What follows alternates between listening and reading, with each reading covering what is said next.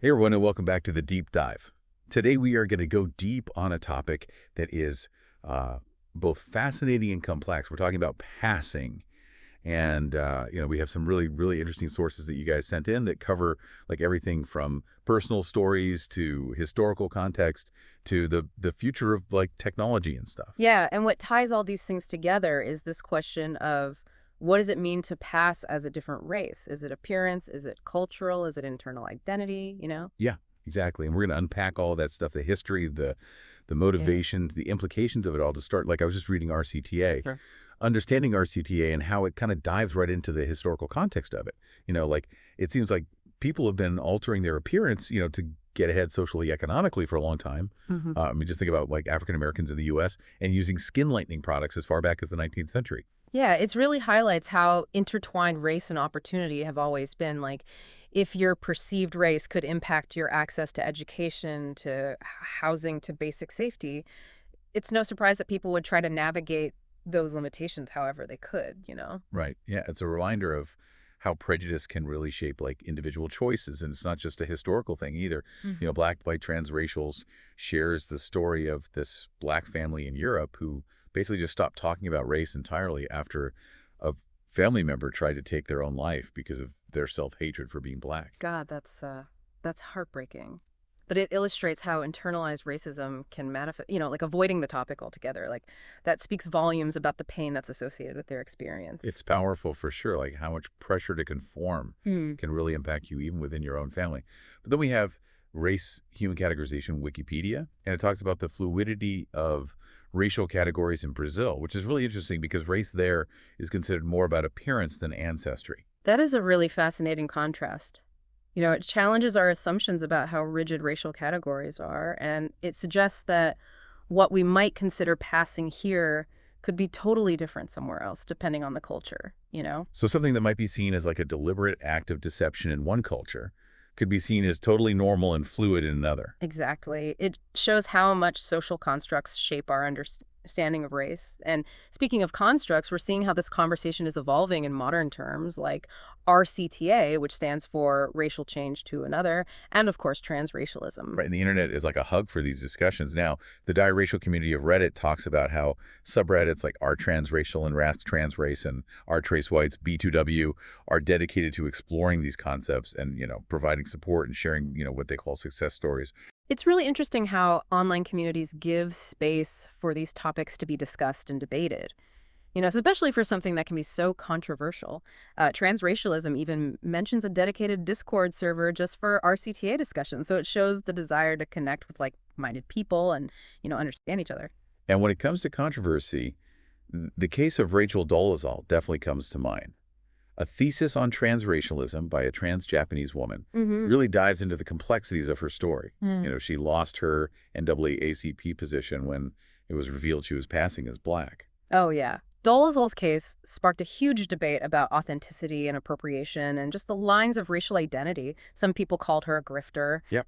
for benefiting from pretending to be black, while others saw it as a form of self-expression. It was a very complex situation. Yeah, it raised a lot of questions about the ethical implications of passing, for sure. Absolutely. So let's get into that. Okay. Yeah, and RCT Safe really gets into some of those ethical questions. Hmm.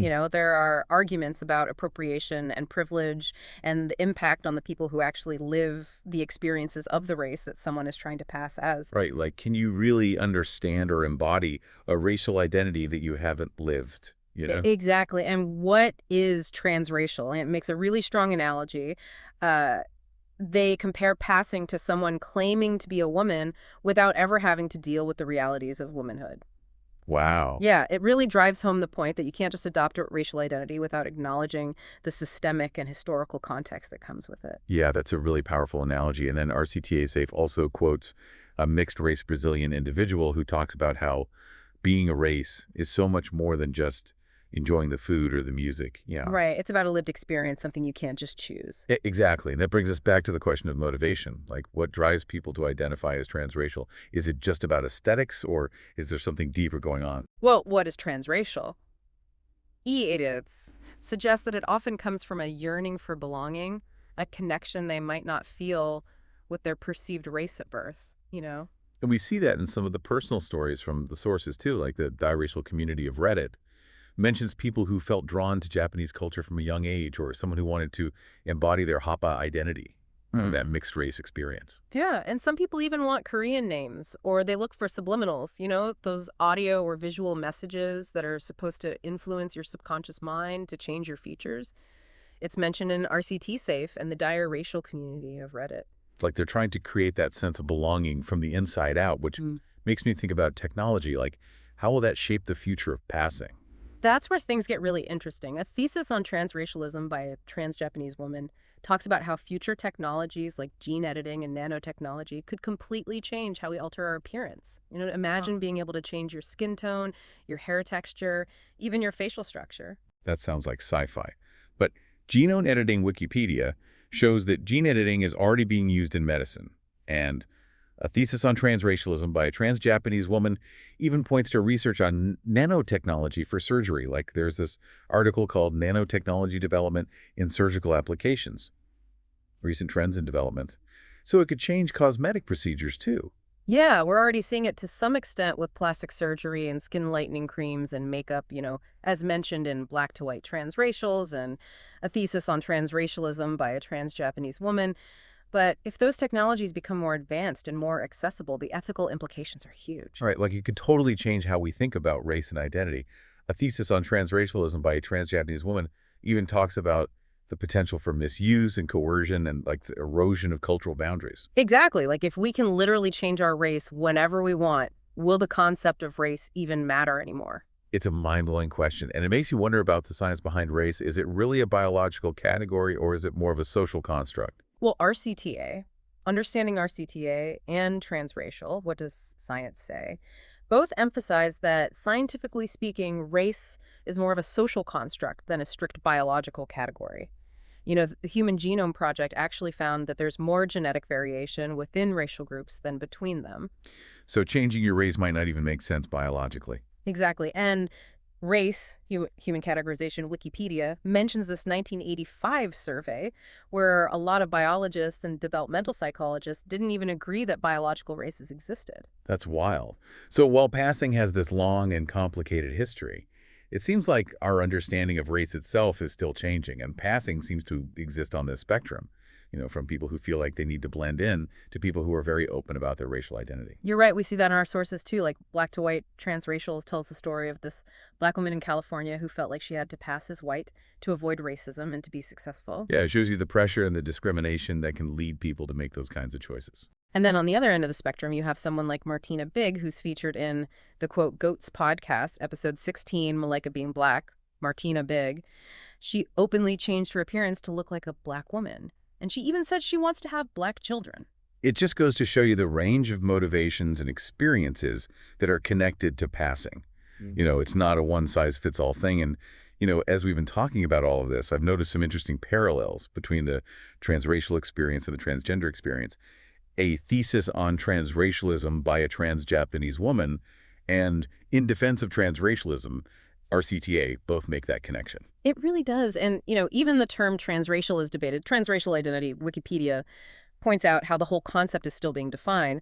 Some argue it's not a real identity, while others fight for it to be recognized. Right. And transracial, what does science say?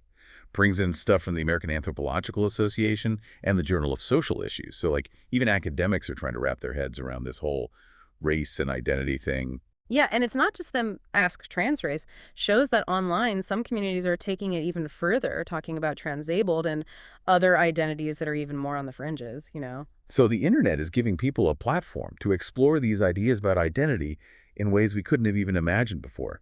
And it's a lot to take in, but that's what I love about these deep dives. It challenges us to confront different perspectives. I agree, and this whole exploration of passing has been really eye-opening. It's personal, it's historical, it's becoming more and more relevant as technology keeps advancing. Totally. And before we wrap up, I think a thesis on transracialism by a trans-Japanese woman asks a really important question. What if technology makes it easy to change our racial appearance? How would that change how we see ourselves, how society views race, and even the future of culture itself? Wow, that's a huge question to think about as we head into a future where the lines of identity might become even more blurred. Yeah, food for thought for sure. Thanks so much for breaking down this complex topic with us, and thanks to all of you for listening to The Deep Dive. It's been a pleasure exploring this topic, and we hope you come away with a better understanding of passing and its impact on our world.